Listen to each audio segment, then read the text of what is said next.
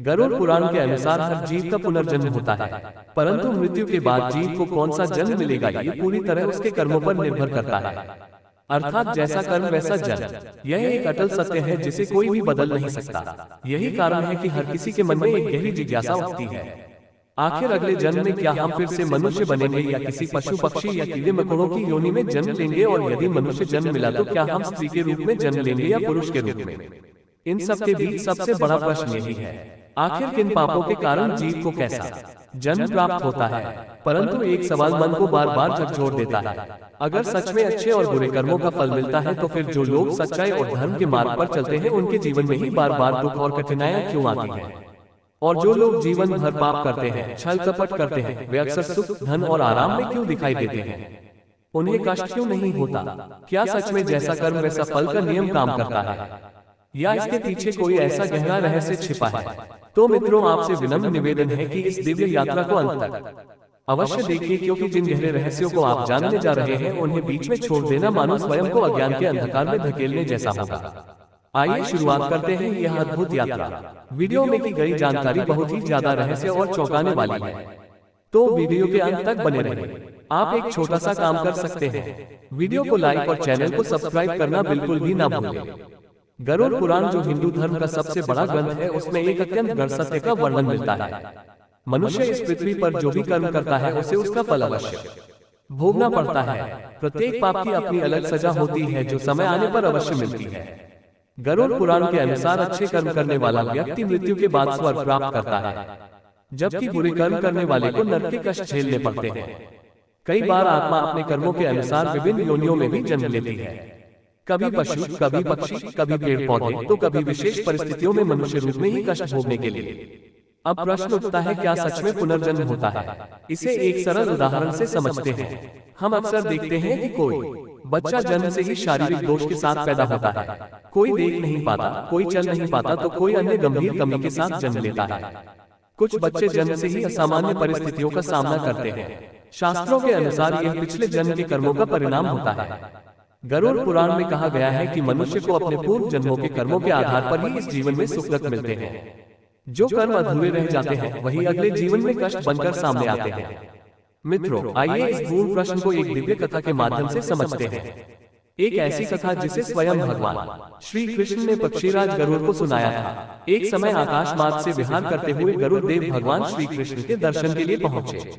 उन्होंने श्रद्धा से प्रणाम किया, किंतु उनके मुख पर प्रसन्नता नहीं थी। आंखों में गहरी चिंता थी, मानो कोई प्रश्न उन्हें भीतर से विचलित कर रहा हो। प्रभु ने मुस्कुराकर कहा, हे गरुड़ देव, अपनी शंका निसंकोच कहो। तो आइए इसी दिव्य संवाद के माध्यम से जाने आखिर कैसे हमारे द्वारा किए गए कर्म ही हमारे अगले जन्म का कारण बनते हैं। गरुड़ जी बोले, हे प्रभु, क्या मनुष्य को उसके कर्मों के अनुसार अगला जन्म मिलता है? यदि हाँ, तो उसे इस जीवन में कैसे कर्म करने चाहिए कि उसे श्रेष्ठ गति प्राप्त हो?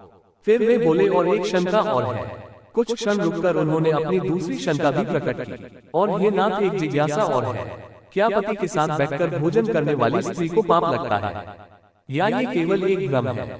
फिर उन्होंने गहराई से प्रश्न करते हुए कहा, हे प्रभु, कृपा करके ये भी बताइए कि किन किन पापों के कारण जीव को विभिन्न योनियों में जन्म लेना पड़ता है, जैसे कुत्ता, कीड़े मकोड़े या अन्य निम्न जीवन, और वह कौन से शुभ कर्म है जिनके कारण मनुष्य को पुनः मनुष्य जन्म या उससे भी श्रेष्ठ गति प्राप्त होती है, और कौन से कर्म उससे अधोगति की ओर ले जाते हैं? कृपया मेरा मार्गदर्शन करें। गरुड़ के इन गहरे प्रश्नों को सुनकर प्रभु के मुख पर दिव्य मुस्कान आ गई। वे बोले, हे गरुड़, तुमने केवल अपने लिए नहीं बल्कि संपूर्ण मानव जाति के लिए महत्वपूर्ण प्रश्न पूछा है। इसका उत्तर तुम्हें एक पवित्र कथा के माध्यम से मिलेगा, देवी सुदेवा की कथा, जिसमें कर्म और उसके फल का गहरा रहस्य छिपा है। प्रभु ने आगे कहा, जो भी इस कथा को श्रद्धा से सुनता और दूसरों तक पहुंचाता है, वह अधोगति से बचता है और नरक के कष्टों से दूर रहता है। इसलिए इसे ध्यानपूर्वक सुनो। ये सुनकर गरुड़ देव प्रसन्न हो उठे और बोले, हे प्रभु, मैं पूर्ण श्रद्धा के साथ इस कथा को सुनने के लिए तैयार हूँ। कृपया मुझे ये दिव्य कथा सुनाएं। अब भगवान श्री कृष्ण कथा को आगे बढ़ाते हुए कहते हैं, हे गरुड़ देव, प्राचीन काल की बात है। कौशल देश में महाराज इवाकु नामक एक महान और पराक्रमी राजा राज्य करते थे। वे केवल एक राजा ही नहीं बल्कि धर्म के सच्चे रक्षक थे, सत्यप्रिय, दयालु और अत्यंत गुणवान।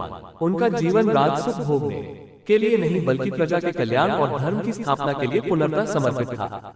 उनका विवाह काशी नरेश की परम सुशील और पतिव्रता पुत्री सुदेवा के साथ हुआ था। रानी सुदेवा भी अपने पति के समान ही गुणों से परिपूर्ण थी। वे विनम्र, धर्मपरायण और अपने पति के प्रति पूर्णतः समर्पित थी, मानो उनके जीवन का एकमात्र उद्देश्य सेवा और मर्यादा हो। महाराज इवाकू ने अपने जीवन में अनेक यज्ञ किए, असंख्य पुण्य कार्य संपन्न किए। उन्होंने देवालयों का निर्माण करवाया, सरोवर और कुएं खुदवाए, सुंदर उद्यान और वाटिकाएं बनवाए और सदा ही साधु संतों की सेवा में तत्पर रहते थे। उनके राज्य में सुख, शांति और समृद्धि का वास था। प्रजा निश्चिंत और प्रसन्न थी, किंतु उसी समृद्ध राज्य के निकट एक घना और भयावह वन भी था जो धीरे धीरे भय का केंद्र बन चुका था। उस वन में एक विशालकाय और अत्यंत भयंकर सुअ अपने परिवार, अपनी पत्नी और बच्चों के साथ रहता था। उसका रूप इतना विकराल था कि जो भी उसे देखता भय से कांप उठता। उसके आतंक के कारण लोगों ने उस मार्ग से आना जाना लगभग बंद कर दिया था। जब ये बात महाराज इवाकू तक पहुंची तो उनके भीतर राजधर्म जाग उठा। उन्होंने निश्चय किया कि वे स्वयं उस भय का अंत करेंगे। एक दिन महाराज इवाकू अपनी रानी सुदेवा, वीर सैनिकों और शिकारी कुत्तों के साथ उस घने वन की ओर प्रस्थान कर गए। उनके चेहरे पर दृढ़ता थी। वे पहले भी अनेक राक्षसों और भयानक पशुओं का वध कर चुके थे, इसलिए उन्हें तनिक भी भय नहीं था। वे संकल्प के साथ वन में प्रवेश कर गए। उधर जब उस विशालकाय सुअर ने दूर से महाराज को आते देखा तो वह कुछ क्षणों के लिए शांत और गंभीर हो गया। उसने अपनी पत्नी की ओर देखते हुए कहा, हे प्रिय, ये कोई साधारण मनुष्य नहीं, ये स्वयं कौशल देश के महान सम्राट महाराज इवाकू है। आज वे निश्चय ही मेरा अंत करने आए हैं। उसने गहरी सांस लेते हुए कहा, अब समय आ गया है कि मैं अपने भाग्य का सामना करूं। यदि मैं इन्हें पराजित कर दूं तो मेरी कीर्ति तीनों लोकों में फैल जाएगी, और यदि इनके हाथों मारा गया तो इस तुच्छ योनि से मुक्त होकर विष्णु लोक को प्राप्त हो जाऊंगा। शायद यही मेरे पूर्व जन्म के पापों का अंत है। उसने अपनी पत्नी से कहा, तुम मोह त्याग कर बच्चों को लेकर किसी सुरक्षित गुफा में चली जाओ। जब इनके बाण मेरे शरीर को भेदेंगे तब मेरे हर पाप का अंत हो जाएगा। यही मेरा उद्धार है। अपने पति की यह बात सुनकर सुअर की पत्नी का हृदय कांप उठा। उसकी आंखों से आंसू बहने लगे। वह करुण स्वर में बोली, हे नाथ, आप ही हमारे जीवन का आधार है।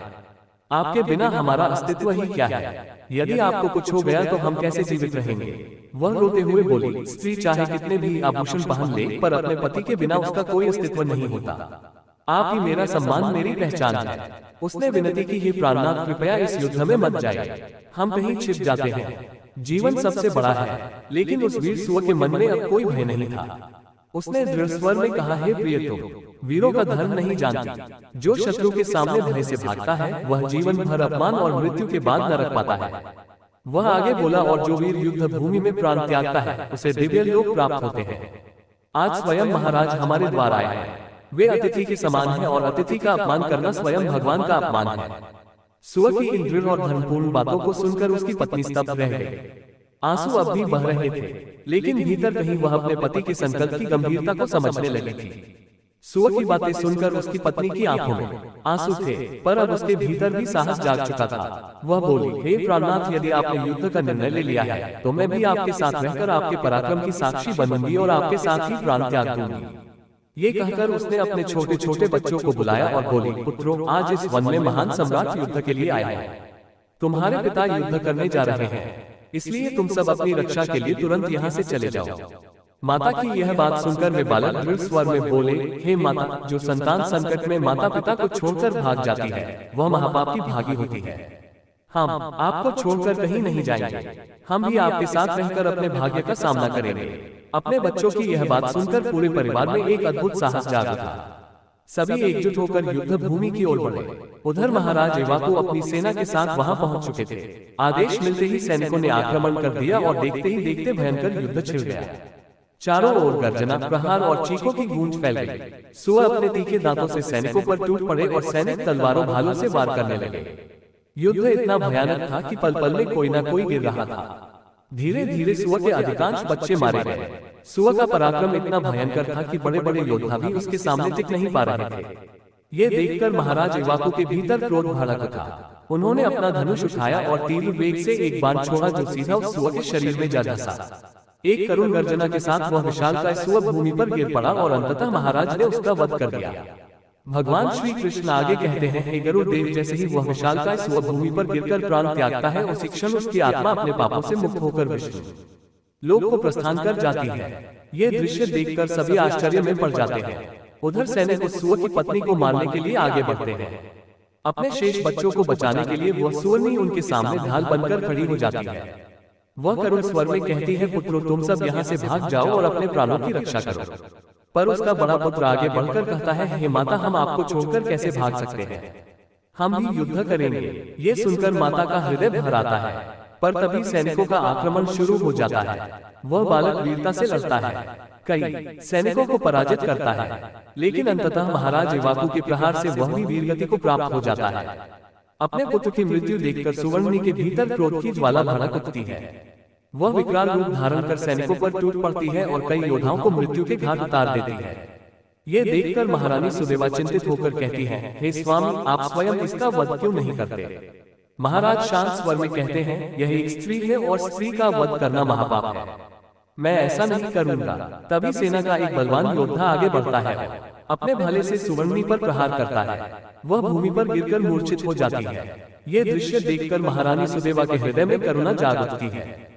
वे उसके पास जाती हैं, उसके ऊपर शीतल जल छिड़कती हैं। कुछ ही क्षणों में वह सुवर्णी चेतना में आती है और तभी एक अद्भुत घटना घटती है। अब वह सुवर्णी कुछ ऐसा बताने वाली थी जो सुनकर महारानी सुदेवा की आंखें भर आई। और शायद आपकी भी, एक स्त्री जो अपने ही घमंड की वजह से पशु योनि में जन्मी।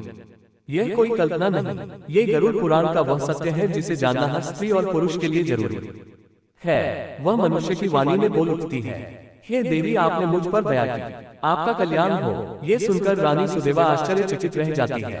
वे पूछती है, तुम कौन हो? पशु होकर भी मनुष्य की भाषा कैसे बोल रही हो? तब वह सुवर्णी शांत स्वर में कहती है, हे देवी, ये सब मेरे पूर्व जन्म के कर्मों का फल है। अब मैं आपको अपनी कथा सुनाती हूँ। वह आगे कहती है, कलिंग देश में श्रीपुर नामक एक नगर था। वहाँ वसुधन नामक व्यक्ति रहते थे और मैं उनकी पुत्री थी सुकन्या। मैं अत्यंत रूपवती थी और उसी रूप के अहंकार ने मेरे जीवन को विनाश की ओर धकेल दिया। इतना कहकर वह कुछ क्षण के लिए मौन हो जाती है, मानो अपने अतीत के उन पापों को याद कर रही हो जिनका फल वह आज भोग रही है। वह सुवर्णी दुख भरे शांत स्वर में अपनी कथा आगे कहने लगी।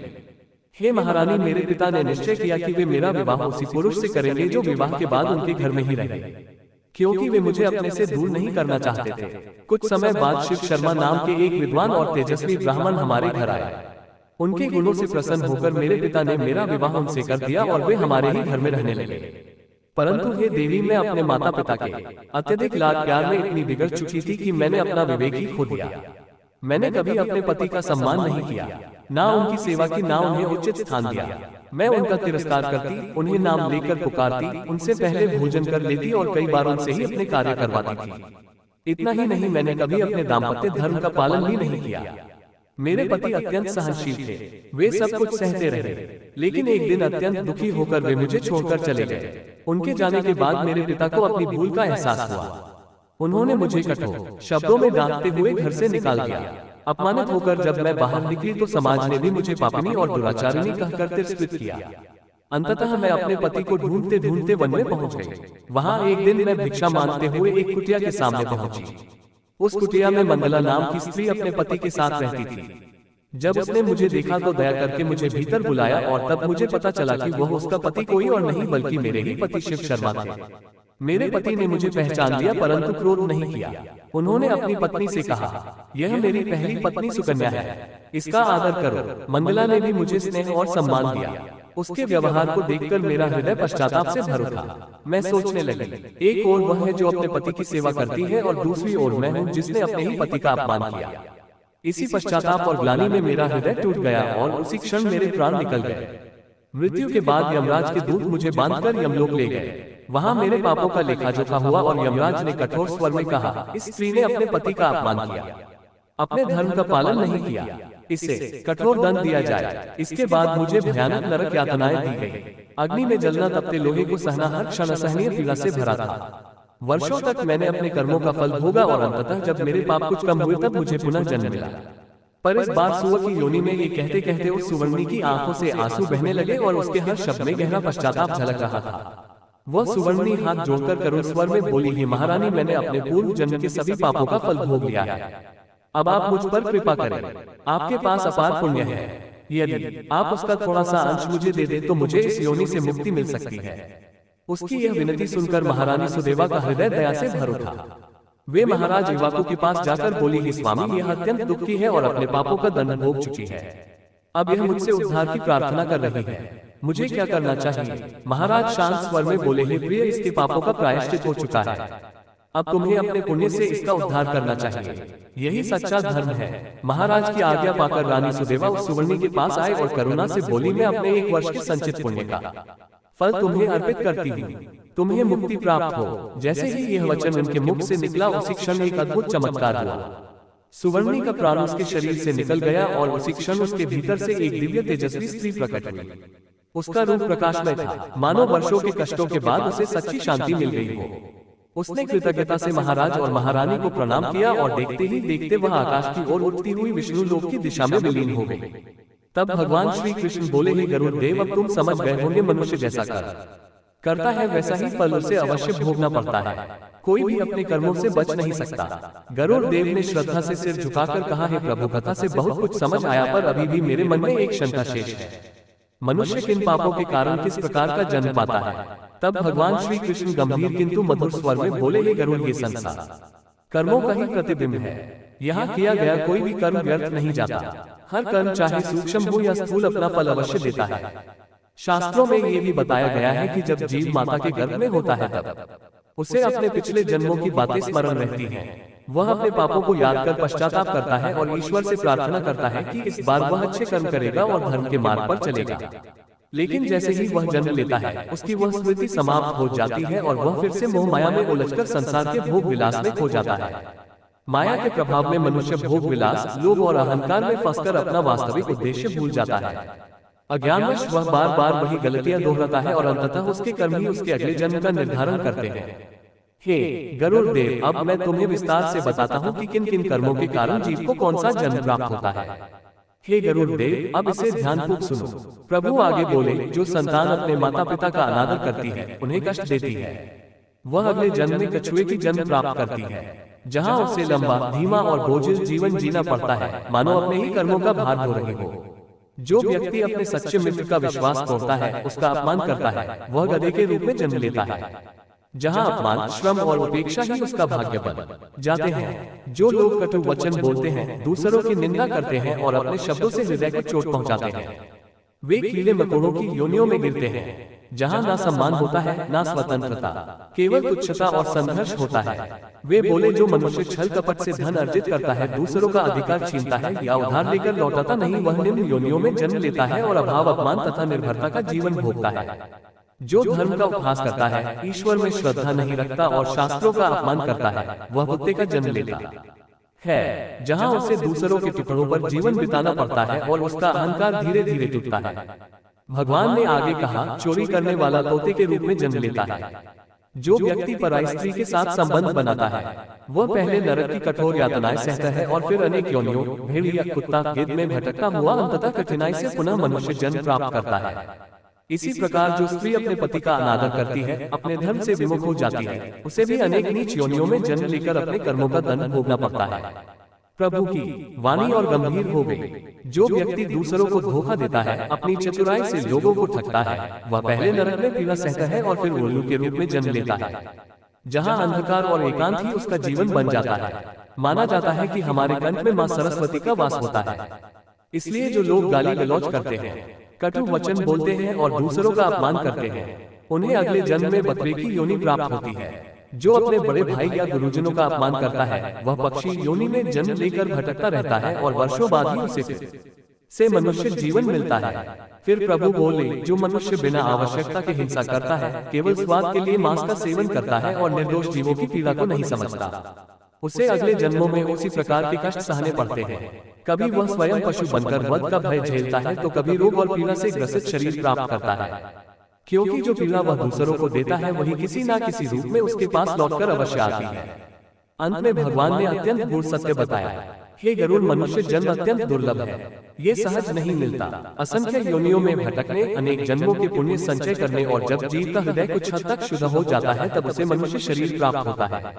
जो दया करता है, सत्य का पालन करता है, माता पिता का सम्मान करता है, गुरु की आज्ञा मानता है और ईश्वर में श्रद्धा रखता है, वही जीव धीरे धीरे ऊंची गति को प्राप्त करता है और पुनः मनुष्य जन्म या उससे भी श्रेष्ठ अवस्था को प्राप्त होता है। अब मित्रों, एक प्रश्न जो शायद आपके मन में भी कभी न कभी अवश्य उठा होगा, यदि किसी पापी को नरक में उसके पापों की सजा मिल चुकी है, तो फिर अगले जन्म में भी उसे कष्ट क्यों सहने पड़ते हैं? यानी जब किसी जीव की मृत्यु होती है और उसे उसके कर्मों के अनुसार नरक में भेजा जाता है, जहां वह 28 से भी अधिक प्रकार की भयानक और कठोर यातनाएं सहता है, तो फिर अगले जन्म में भी उसे कष्ट क्यों सहने पड़ते हैं? क्यों उसे पुनः गरीबी, रोग, दुख या विकलांगता जैसी पीड़ाएं झेलनी पड़ती है? क्या भगवान एक ही अपराध की दोहरी सजा देते हैं? लेकिन ठहरिए, ये पूरी सच्चाई नहीं है। ये प्रश्न सुनने में साधारण लगता है, पर इसका उत्तर अत्यंत गहरा है। इतना गहरा कि इसे समझ लेने के बाद आप किसी के दुख का को केवल दुर्भाग्य कहकर टाल नहीं पाएंगे। भगवान विष्णु ने स्वयं पक्षीराज गरुड़ को ये रहस्य समझाते हुए कहा है, गरुड़ नरक केवल दंड का स्थान है, परंतु हर कर्म का पूर्ण अंत वहां नहीं होता। कुछ कर्म इतने गहरे होते हैं कि उनकी छाया नरक से भी आगे तक जाती है। फिर प्रभु ने समझाया कि नरक और पुनर्जन्म दो अलग अलग न्याय प्रणालियां हैं। नरक उस कर्म का तात्कालिक दंड देता है, परंतु यदि कर्म का प्रभाव गहरा है तो उसका शेष फल अगले जन्मों में भी भोगना पड़ता है। इसे ऐसे समझो, यदि किसी व्यक्ति पर भारी उधार हो और वह उसका केवल एक भाग चुका दे तो क्या पूरा उधार समाप्त हो जाता है? नहीं, शेष उधार किसी न किसी रूप में चुकाना ही पड़ता है। उसी प्रकार नरक में भोगी गई यातनाएं कर्म का एक हिस्सा समाप्त करती है, पर यदि कर्म का भार अधिक है तो उसका शेष भाग अगले जन्म में दुख, अभाव, रोग या कठिन परिस्थितियों के रूप में सामने आता है। ये दोहरी सजा नहीं बल्कि उसी सजा की शेष किस्त है। भगवान विष्णु ने आगे बताया कि कर्म केवल पाप और पुण्य तक सीमित नहीं होते, उनकी गहराई भी होती है। कुछ कर्म स्थूल होते हैं, जैसे हिंसा, चोरी, झूठ। इनका दंड नरक में भोग कर समाप्त हो जाता है, पर कुछ कर्म ऐसे होते हैं जो बार बार करने से स्वभाव बन जाते हैं। क्रोध, लोभ, अहंकार, ये संस्कार बनकर आत्मा में बस जाते हैं और नरक भी इन्हें पुनर्तः मिटा नहीं पाता। यही संस्कार अगले जन्म में हमारे स्वभाव के रूप में प्रकट होते हैं। इसलिए कुछ लोग जन्म से ही क्रोधी, कुछ अत्यंत दयालु और कुछ स्वार्थी होते हैं। यह उनके पिछले जन्मों के संस्कारों का परिणाम होता है। और फिर आते हैं सबसे गहरे कर्म, कारण कर्म। ये वे कर्म हैं जो अहंकार, स्वार्थ और अज्ञान से उत्पन्न होते हैं। जब मनुष्य स्वयं को ही सर्वोपरि मानने लगता है और धर्म, ईश्वर तथा दूसरों को तुच्छ समझता है और खुद को सर्वज्ञानी कहता है, ऐसे कर्म इतने गहरे होते हैं कि ना नरक उन्हें पूरी तरह समाप्त कर सकता है, ना एक जन्म उनका अंत कर सकता है। इनके कारण आत्मा को कई जन्मों तक भटकना पड़ता है। इसे एक दृष्टांत से समझो। एक राजा था, शक्तिशाली और समृद्ध पर अत्याचारी। उसने अपने जीवन भर प्रजा को कष्ट दिया, निर्दोषों का धन छीना और कभी पश्चाताप नहीं किया। मृत्यु के बाद उसे नरक में कठोर दंड मिला, पर जब उसका लेखा पुनः देखा गया तो पाया गया कि उसके भीतर का अहंकार अभी भी शेष है। तब उसे पुनः जन्म लेना पड़ा, इस बार एक निर्धन और पीड़ित परिवार में, जहां उसे वही कष्ट सहने पड़े जो उसने दूसरों को दिए थे। और सबसे बड़ी बात, उसे ये भी स्मरण नहीं था कि वही ये सब क्यों भोग रहा है। यही कर्म फल का गढ़ रहस्य है। हम भूल जाते हैं पर कर्म कभी नहीं भूलते। गरुड़ देव ये सब सुनकर गंभीर हो गए। तब भगवान विष्णु ने करुणा से भरे स्वर में कहा, हे गरुड़, यह व्यवस्था केवल दंड देने के लिए नहीं बल्कि आत्मा को शुद्ध करने के लिए है, और इसका एक मार्ग भी है, मुक्ति का मार्ग। प्रभु ने आगे बताया, स्थूल पापों से मुक्ति प्रायश्चित और दान से होती है। जिससे आपने अन्याय किया उसे क्षमा मांगो, जो लिया है उसे लौटाओ। संस्कारों से मुक्ति साधना, सत्संग और अच्छे विचारों से होती है, क्योंकि स्वभाव बदलने के लिए भीतर परिवर्तन आवश्यक है। और सबसे गहरे कारण कर्मों से मुक्ति केवल ईश्वर की शरण में जाकर ही संभव है। जब अहंकार गलता है और मनुष्य ये स्वीकार करता है कि मैं नहीं, वही सब कुछ है। अंत में भगवान बोले, हे गरुड़, मनुष्य जन्म अत्यंत दुर्लभ है। यही वह अवसर है जहाँ जीव अपने कर्मों का हिसाब यही समाप्त कर सकता है। यदि वह जाग जाए तो इस जन्म में ही मुक्ति संभव है। मित्रों, यही इस ज्ञान का सार है। जब आप किसी को कष्ट में देखें तो उसे केवल दुर्भाग्य न समझे, और जब आप स्वयं कठिनाई में हो तो यह ना सोचे कि यह अन्याय है।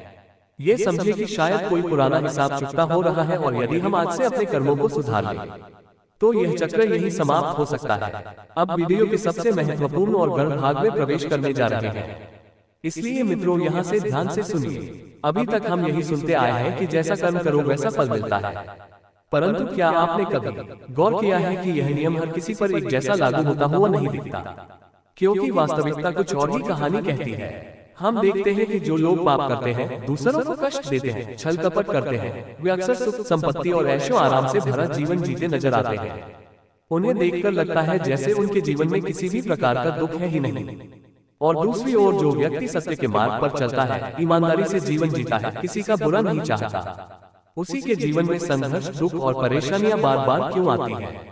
तब मन में ये प्रश्न उठना स्वाभाविक है, क्या भगवान ये सब नहीं देखते? यदि देखते हैं तो तुरंत न्याय क्यों नहीं करते? मित्रों, ध्यान दीजिए, यही तो वह प्रश्न है जो हमने इस वीडियो की शुरुआत में उठाया था, और यही प्रश्न उस भक्त के मन में भी था। अब देखिए भगवान इसका उत्तर कैसे देते हैं, शब्दों से नहीं बल्कि उससे खुद अनुभव करवाकर। तो आइए अब इसी गहरे और रहस्यमय प्रश्न का उत्तर एक दिव्य कथा के माध्यम से समझते हैं। किसी गांव में भगवान विष्णु का एक सुंदर मंदिर था। उस मंदिर की सेवा एक अत्यंत गरीब लेकिन भक्तिपूर्ण व्यक्ति करता था। वह प्रतिदिन मंदिर की सफाई करता, स्नान ध्यान करके भगवान की पूजा करता और जो कुछ भी भक्तों से दान में मिल जाता उसी से अपने परिवार का पालन पोषण करता था। वह सरल हृदय का था, परंतु जीवन की कठिनाइयों से परेशान होकर अक्सर भगवान की मूर्ति के सामने खड़ा होकर अपनी शिकायतें करता रहता था। एक दिन वह व्यथित होकर भगवान से कहने लगा, हे प्रभु, आपका जीवन कितना सरल है। आप तो बस एक स्थान पर खड़े रहते हैं, लोग आपके सामने प्रसाद चढ़ाते हैं, आपकी स्तुति करते हैं और आपको हर प्रकार के सुख मिलते हैं। और एक मैं हूँ, दिन भर कठिन परिश्रम करता हूँ, फिर भी 2 वक्त की रोटी के लिए संघर्ष करना पड़ता है। जो लोग पाप करते हैं, दूसरों को दुख देते हैं, वे सुख से जीवन जी रहे हैं। क्या ये सब आपको दिखाई नहीं देता? उसकी यह बातें सुनकर भगवान विष्णु प्रकट हो गए और मुस्कुराते हुए बोले, हे भक्त, तुम जो देख रहे हो वो पूरा सत्य नहीं है। दूर से हर जीवन आसान लगता है, परंतु वास्तविकता जानने पर ही उसका भार समझ में आता है। तुम मेरे जीवन को सरल समझते हो, परंतु यह उतना सरल नहीं है जितना तुम सोचते हो। मुझे इस सृष्टि का संतुलन बनाए रखना पड़ता है। किसके साथ क्या न्याय करना है, किसे कब फल देना है, ये सब सोच समझकर करना पड़ता है। भगवान ने आगे कहा, जैसे एक पिता अपने सभी बच्चों का ध्यान रखता है, चाहे वे अच्छे हो या बुरे, वैसे ही मुझे भी सभी जीवों का ध्यान रखना पड़ता है। जो पाप करता है उसका फल उसे अवश्य मिलता है, परंतु हर कर्म का परिणाम तुरंत नहीं दिया जाता। इसके लिए उचित समय, परिस्थिति और न्याय का संतुलन आवश्यक होता है। भक्त ने ये सुनकर भी संतोष नहीं किया और बोला, प्रभु, मुझे तो आपका कार्य फिर भी आसान ही लगता है। यदि मैं आपकी जगह होता तो मैं भी यह सब कर सकता था। इसमें कौन सी कठिन बात है? भगवान मुस्कुराए और बोले, हे पुत्र, ये कार्य जितना सरल दिखाई देता है उतना है नहीं। इसमें अत्यंत धैर्य और संतुलन की आवश्यकता होती है। मनुष्य थोड़े से सुख में अहंकार कर बैठता है और थोड़ा सा दुहक आते ही टूट जाता है। वह परिणाम आने तक प्रतीक्षा नहीं कर पाता, परंतु वह भक्त अपनी बात पर अड़ा रहा। उसने कहा, यदि ऐसा है तो आप मुझे एक दिन के लिए अपना कार्य करने का अवसर दीजिए, तब मैं समझ जाऊंगा कि यह कितना कठिन है। भगवान ने उसे बहुत समझाया पर वह नहीं माना। अंततः भगवान ने कहा, ठीक है, मैं तुम्हें एक दिन के लिए अपनी जगह देता हूँ, लेकिन तुम्हें मेरी कुछ शर्तों का पालन करना होगा। भक्त तुरंत तैयार हो गया और बोला, प्रभु, मैं आपकी हर शर्त मानने को तैयार हूँ।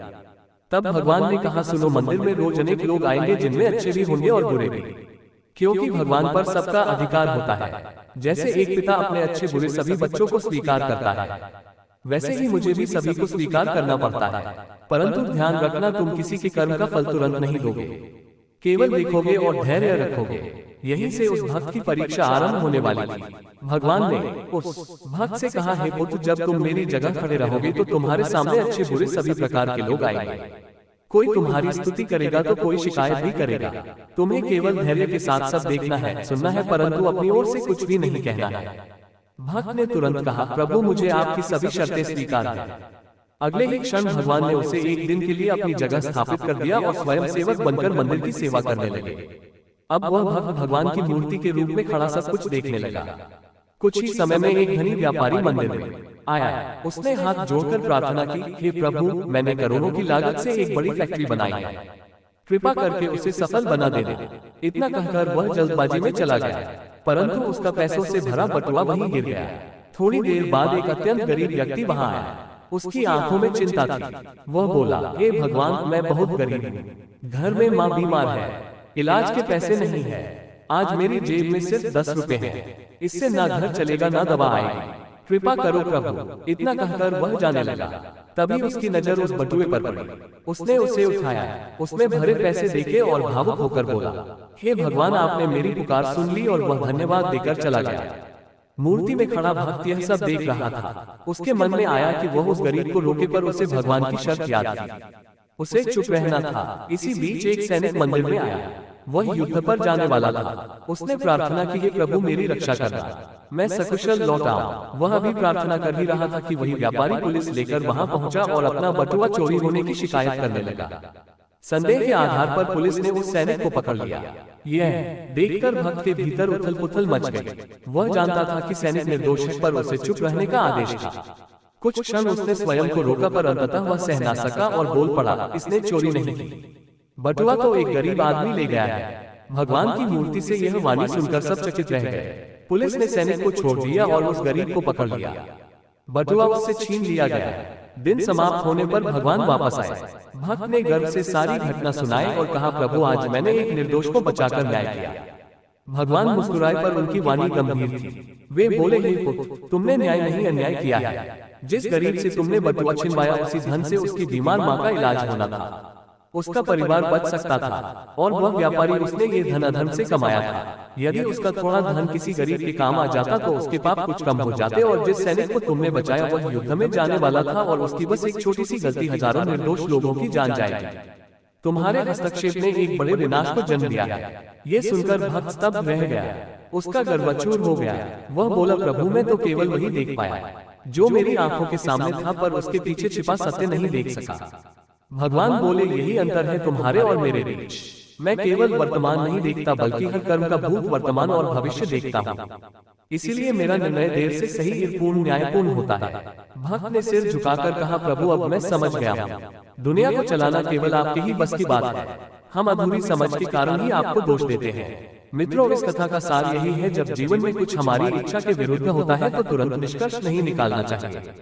हो सकता है उस घटना के पीछे कोई गहरी योजना छिपी हो जो आगे चलकर हमारे ही हित में हो। जैसे महाभारत में द्रौपदी ने जब तक अपने परिजनों पर भरोसा रखा तब तक सहायता नहीं मिली, परंतु जैसे ही उसने पूर्ण समर्पण के साथ भगवान को पुकारा, उसी क्षण उसकी रक्षा हुई।